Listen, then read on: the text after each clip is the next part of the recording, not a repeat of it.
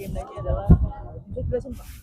Oke, jadi agenda hari ini kami menghadirkan ahli untuk menjelaskan terkait adanya perbuatan melawan hukum yang dilakukan oleh para tergugat, dalam hal ini Yayasan SHI Bina Indonesia dan PT Hexcup Indonesia yang sekarang sudah berubah nama menjadi RDA Mangunkarsa. Begitu. Tadi kan saksi juga menjabarkan terkait masalah dianalogikan cerobong asap PMH ya. Ya, benar.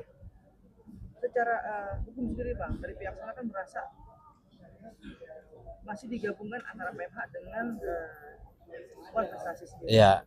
Bisa dijelasin Bang? Baik, itu kebetulan ada ahlinya di sini. Boleh tuh ahli yang menjelaskan. Ya, jadi sebenarnya kalau di yang saya pahami ini kan gugatannya gugatan PMH ya. Jadi perbuatan melawan hukum, bukan Wan Prestasi. Jadi kalau prestasi dasarnya perjanjian, sehingga muncul tadi pertanyaan yang berkaitan dengan exception non ademptity contractus. Nah itu kaitannya dengan perjanjian. Jadi kalau PMH tidak dikenal namanya exception non ademptity contractus. Ya karena perbuatan tadi. Nah kaitannya dengan cerobong asap sebenarnya bukan saya menganalogikan dengan cerobong asap ya, tapi itu kasus yang benar-benar diputus waktu itu oleh Hogerat. Jadi 1800 sekian memang ada kasus seperti itu. Jadi tentunya cerobong asap tersebut sama udah dapat izin kan gitu ya. Mendirikan cerobong asap nggak bisa sembarangan tanpa izin pada waktu itu. Musim dingin mereka dirikan cerobong asap ada izin. Nah izin itu sebenarnya tidak masalah dan tidak pernah dipersoalkan.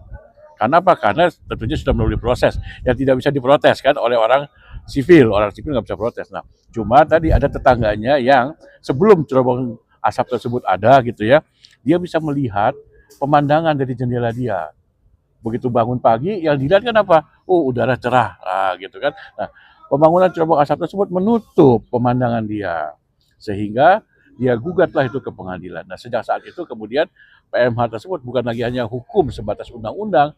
Kalau sebatas undang udah dapat izin, nggak usah diapa-apain, tapi menyangkut apa? Hak subjektif dari yang bersangkutan. Jadi hak perorangan itu diakui sehingga siapapun juga yang merasa dalam tanda kutip kan dizolimi hak subjektifnya bisa mengajukan gugatan, dan inilah yang sedang berproses di sini. Nah, mengenai ganti rugi ya kembali lagi berapa kerugiannya yang tahu adalah siapa yang dirugikan tadi. Berapa dia mau minta. Nah kebetulan kalau di gugatan sederhana kan maksimum 500 juta. Jadi kalau dia mau minta di atas 500 juta berarti dia bukan gugatan sederhana. Itu bisa nggak bisa, tetapi bukan gugatan sederhana. Tapi gugatan sederhana berarti dia di bawah 500 juta. Itu yang mungkin saya bisa sampaikan. Kaitannya dengan ini kan terkait masalah para saksi adalah orang tua. Gugatannya juga terkait masalah ya, dari orang tua murid sendiri ya Bang. Kalau Bang melihat ini kesamaannya dan persentasenya Bang. Oke. Untuk kita ngomong soal menang kalah. Oke. Jadi gini, kalau soal menang kalah sih itu memang dari sisi penggugat tentunya berharap menang ya. Menang dalam artian gini, kita nggak bicara duit di sini. Yang kita perjuangkan di sini kan terkait dengan kejujuran, ya kan, kejujuran, terus keterbukaan dalam dunia pendidikan sebetulnya. Itu yang sebenarnya hari ini kita perjuangkan. Jadi kalau soal menang dan kalah itu, kemenangan ini sebetulnya menjadi nantinya menjadi suatu jurisprudensi atau apapun lah bentuknya itu, yang nanti bisa sekolah-sekolah lain atau orang tua murid yang lain yang merasa misalkan oh ada kejanggalan dalam dunia pendidikan yang sedang dialami oleh anaknya itu, bisa mendapatkan atau bisa mengikuti proses seperti ini. Jadi ini contoh nantinya seperti itu sih. Ini kan menariknya adalah gugatannya cuma 100 rupiah. Betul, 100 rupiah. Kembali lagi Bang, sedikit kenapa cuma 100 rupiah Bang? Sedangkan tadi kan Rob bilang ada maksimum ya. Betul.